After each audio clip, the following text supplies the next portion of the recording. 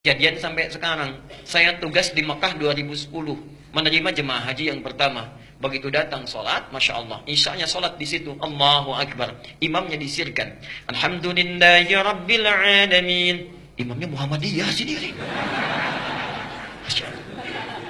Begitu sholat subuh, imamnya nggak kunut. Lengkap sudah itu. Apa saya bilang kan, semalam Muhammadiyah kan yang nggak kunut. Padahal nggak ada Muhammadiyah, nggak ada NU dari zaman Nabi, Masya Allah. Dan yang paling hebat, dua pendiri ormas besar itu bersaudara dan belajarnya sama-sama. Sama-sama berangkatnya bareng, satu nasab yang sama, belajar di satu guru yang sama, kembali yang sama, punya misi yang berbeda. Yuk kita buktikan. Saya agak panjangin sebentar nih ya.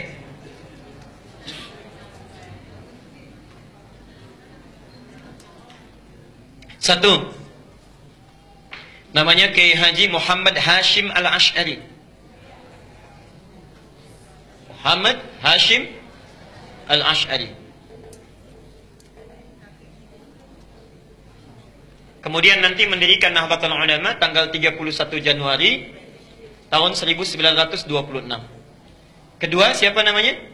Kiai Haji Ahmad Dahlan. Sebetulnya bukan nama asli, nama aslinya Muhammad Darwish. Muhammad Darwish. Cuma nanti saat pergi ke Mekah, keduanya ini oleh gurunya Muhammad Darwish diganti nama menjadi Ahmad Dahlan. Ahmad Dahlan mendirikan Muhammadiyah tanggal 18 November tahun 1912. Nah, pertama, dua-duanya ini bersaudara. Bersaudara, ketemu nasabnya di saudara jauhnya. Muhammad Hashim Al-Ash'ari bin Abdul Wahid bin Abdul Wahid bin Abdul Halim. Abdul Halim nama aslinya Pangeran Bernawa, Pangeran Benawa bin Abdurrahman. Abdurrahman nama aslinya Sultan Hadiwijaya, dikenal dengan Joko Tingkir. Bin Abdul Fattah bin Abdul Aziz bin Abdullah bin Maulana Ishaq. Siapa Maulana Ishaq itu? Bapaknya Raden Ainul Yakin yang dikenal dengan Sunan Giri. Bertemulah nasabnya di Maulana Ishaq. Maulana Ishaq. Nanti kita jelaskan siapa Maulana Ishaq ini.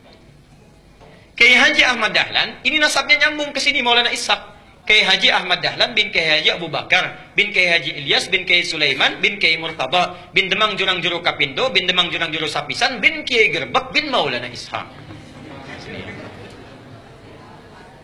Maulana Ishaq. Bertemu di sini. Ya.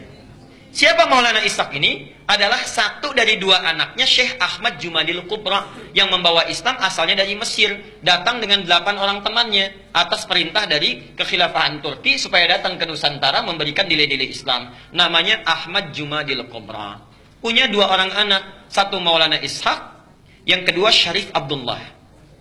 Syarif Abdullah. Maulana Ishaq ini nanti akan melahirkan 2 keturunan ini. Syarif Abdullah ini tinggalnya di Mesir, tidak ikut ke Nusantara. Tapi nanti pada tahun sekitaran awal abad ke-15 akan bertemu dengan seorang perempuan luar biasa yang sudah masuk Islam, anaknya Prabu Siliwangi. Prabu Siliwangi itu siapa? Nama aslinya Pamenah Rasa. Pamenah Rasa punya kekuasaan yang luar biasa, luas ya. Kalau dari Cirebon batas Jawa Tengah sampai dengan ke ujung wilayah Banten, ibu kotanya di Bogor. Dulu namanya Pamenah Rasa. Pamenah Rasa ini dulu inspeksi datang ke wilayah Subang pada masa itu sampai dengan ke Karawang. Di Karawang itulah bertemu dengan seorang perempuan yang bersih luar biasa, cantik, taat, sedang baca Quran. Muridnya Syekh Hasanuddin. Syekh Hasanuddin itu karena dulu menimba ilmu Qurannya di Mekah, dikenal dengan Ummul Qura, maka disebut dengan Syekh Qura. Syekh Qura. Siapa perempuan ini? Namanya Nyai Subang Larang. Nyai Subang Larang. Jatuh cinta dengan Nyai Subang Larang, menikahlah dengan beliau ini. Setelah menikah, pada tahun 1423, memiliki keturunan pertama laki-laki, diberi nama dengan Walang Sungsang.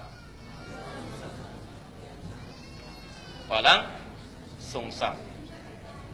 1426 punya anak yang kedua, perempuan, diberi nama Nyai Rara Santang. Rara Santang. 1427 lahir anak yang ketiga, diberi nama dengan Raja Sengara. Raja Sengara. Nah, kakak ini, 2 kakaknya, Walang Sungsang dengan Rara Santang, kemudian muncul satu masa ingin berhaji. Datanglah ke kota Mekah. Ya. Kemudian mereka datang ke Mekah setelah menunaikan ibadah haji, berganti nama. Ini Walang Sungsang menjadi Ki Abdullah Iman. Kan yang ini ya, Abdullah Iman namanya. Gelarnya Ki Samadullah. Gelarnya Ki Samadullah, Kiai Samadullah. Samadullah. Ini Rara Santang berganti nama menjadi Syarifah Mudaim. Syarifah Mudaim. Saat akan pulang di jalan bertemu dengan Syarif Abdullah. Syarif Abdullah langsung meminang Syarifah Mudaim untuk dijadikan istrinya. Menikahlah kedua orang ini, lantas berangkat ke Mesir. Di Mesir kemudian mereka menyatu, bersama-sama berumah tangga, melahirkan seorang anak namanya Syarif Hidayatullah.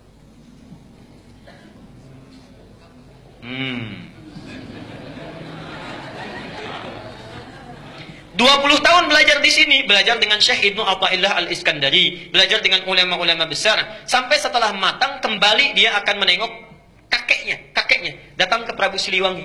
Ya. Karena kakeknya tinggal di wilayah Jati, diberikan kekuasaan di situ, diangkatlah dan dikenal dengan Sunan Gunung Jati di kemudian hari. Itulah Syarif Hidayatullah, keturunan dari sini. Sedangkan Ki Samadullah pergi ke satu wilayah dikenal dengan Lemah Wungkuk. Minta izin pada bapaknya untuk memajukan wilayah itu. Di Lemah Wungkuk itu, Masya Allah, itu etnisnya campuran. Ada orang Cina, orang Arab, orang lokal, masih belum bagus. Minta izin supaya ditata. Campuran dalam bahasa lokal itu disebut dengan caruban. Oh, caruban. Begitu datang ke sini, ya, dikelola, dirawat dengan baik sampai tumbuh pesat luar biasa. Masya Allah, tiba-tiba melihatlah seorang anak perempuan, putri dari seorang pembesar Syah Bandar namanya Ki Gedeng Alang-Alang, punya putri namanya Nyai Kencana Larang. Kencana Larang. Ya. Menikah dengan Kencana Larang. Setelah menikah, untuk mengabadikan namanya maka disebut dengan Caruban Larang, Caruban Larang, Caruban Larang. Lisan orang sana menyebut Caruban, Caruban, Caruban, berubah sekarang menjadi Cirebon, Cirebon, Cirebon, Cirebon. Nah, muncul Cirebon. Ibunya Nyai Subang Larang sudah lama berumah tangga, ingin menengok. Di perjalanan lewat di satu daerah, ajalnya tiba, meninggallah di situ. Untuk mengenang sampai sekarang disebut dengan daerah Subang.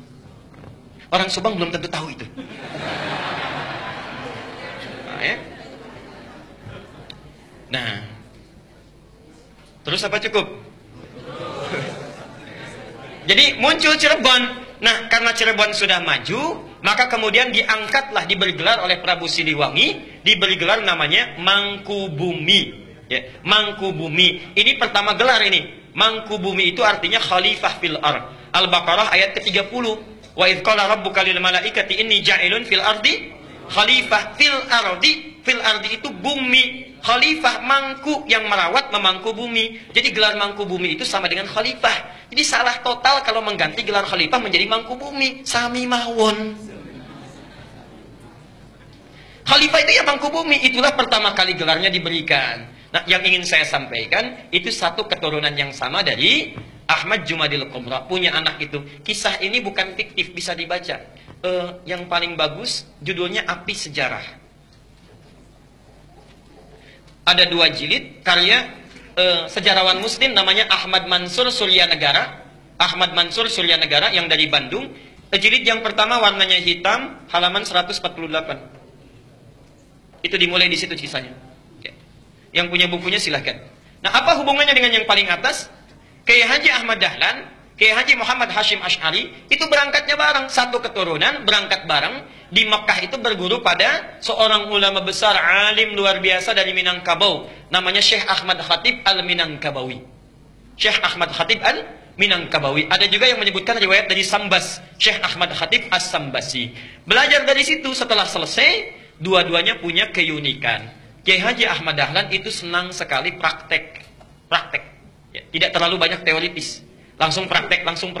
Begitu pulang ke Nusantara, langsung mempraktekkan ajaran-ajarannya, membuat persyarikatan, kemudian persyarikatan Muhammadiyah. Muhammad itu nama Nabi, Yah itu nisbah, mengikuti. Jadi ingin memperbaiki keadaan seperti sesuai dengan Nabi. Bikin rumah sakit, bikin sekolah, dan sebagainya. Praktek dakwah. Kiai Haji Hashim Asy'ari, Muhammad Hashim Al-Asy'ari, Masya Allah, beliau itu senang nulis kitab. Beda dengan Ahmad Dahlan. Menulis kitab sampai ada 19 karya beliau dihimpun di satu kitab besar. 19 kitab, dari mulai pertama adab dalam menuntut ilmu, kedua risalah Ahlussunnah wal Jamaah, ada kitab An-Nurul Mubin fi Mahabbati Sayyidil Mursalin, sampai 19 kitab. Masya Allah. Jadi akan menyeimbangkan, saudaranya praktek, yang satu memberikan teorinya. Itu asalnya. Dan kalau Anda baca buku aslinya, kitabnya, Masya Allah, itu sama persis, gak ada bedanya. Gak ada bedanya. Aliran-aliran menyimpang yang ditanya jawab disebutkan sama sekali. Misal, Risalah Ahlussunnah wal Jamaah buka halaman ke-9. Faslu awal zuhuril bid'ah fi ardi Jawa wal mubtadi'ina fiha. Pasal menerangkan tentang awal munculnya bid'ah di tanah Jawa dan siapa tokoh-tokohnya. Bid'ah yang dimaksudkan bukan fikih tapi akidah. Tapi akidah. Halaman ke-10 paragraf yang kedua, baris 1 sampai dengan baris yang ke-4. Silahkan lihat. Wa minhum rafidhiyuna. Di antara aliran bid'ah itu adalah Syiah Rafidah. Syiah, ya. Beliau langsung menyebutkan, bukan saya. Beliau langsung yang menyebutkan. Asalnya semua sunni, kata beliau itu. Semua sunni. Cuma terjadi di tahun 1333 Hijrah. Sama dengan 1909 Masehi. Datang tiba-tiba entah dari mana. Ada satu aliran disebut dengan Syiah. Pekerjaannya. Yasubbuna sayyidana Abu Bakr wa Umar radhiyallahu anhuma. Seringkali mencela dua sahabat Nabi. Yaitu Abu Bakar dan Umar. Disebutkan dalilnya, hadisnya. Kemudian halaman yang ke-11-nya. Wa minhumul abahiyuna, ada aliran kepercayaan abal-abal, abahiyun, semua boleh. Siapa mereka? Yang merasa dekat dengan Allah, wasafa qalbuhu, hatinya merasa sudah bersih, jernih. Sehingga kalau sudah bersih jernih itu tidak berlaku ketentuan dan larangan. Jadi kalau nggak sholat pun nggak apa-apa karena sudah dekat dengan Allah. Gelarnya tinggi, Pak Kiai. Pak Kiai kok nggak sholat ya? Kan sudah adzan. Jasad bapak bersama adik, tapi roh bapak sedang sholat. Nah itu diantara yang kacau itu ya. Jadi larangan nggak berlaku karena sudah dekat dengan Allah. Ini penyimpangan langsung disebutkan di Quran surah ke-2 ayat 80 Al-Baqarah. Ya. Ada lagi aliran yang reinkarnasi tanasukhil arwah, ya. Bahkan ada jahlatul mutasawwifah, orang sufi yang paling bodoh, disebutkan oleh beliau. Siapa itu? Itu yang mengaku menyatu dengan Tuhan, Allah sedang menyatu dengan dirinya, manunggaling kaulah Gusti. Siapa kamu? Saya adalah Allah. Allah sedang apa? Allah sedang makan. Nah itu sudah lain. Jadi itu diantara kitab-kitab beliau. Nah, jadi tidak ada bedanya. Kisah yang terakhir yang ingin saya tutup, satu kali muridnya Kiai Haji Hasyim Asy'ari itu berkunjung ke Kauman ke Jogja. Karena Ahmad Dahlan pulang ke Kauman, Hasyim Asy'ari pulang ke Tebu Ireng ke Jombang. Datanglah dari Jombang itu, kemudian ke wilayah Kauman, dilihat di situ. Kok ini beda ya katanya. Balik lagi ke Tebu Ireng. Syekh katanya, itu ada aliran di Kauman yang menyimpang. Bagaimana caranya? Begini. Siapa orangnya? Namanya sekian. Ciri-cirinya bagaimana seperti ini? Itu bukan menyimpang. Itu saudara saya. Bantu sana balik lagi. Masya Allah. Ketika membantu balik lagi, kemudian sampai di situ berumah tangga, punya anak namanya Ahmad Azhar Bashir. Sampai kemudian jadi pimpinan pusat Muhammadiyah. Yang digantikan oleh Amin Rais. Digantikan oleh Syafi'i Ma'arif. Digantikan Din Samsudin. Agustus nanti mau muktamar itu. Ya, mau diganti lagi karena sudah 2 periode. Saya baca itu. Jadi saya tahu itu, ya. Sama juga NU juga begitu, sama sampai sekarang, sampai Aqil Siraj, ya. Hasyim Muzadi digantikan Aqil Siraj, sekarang mau nyalon lagi yang kedua itu, ya. Jadi insya Allah baca.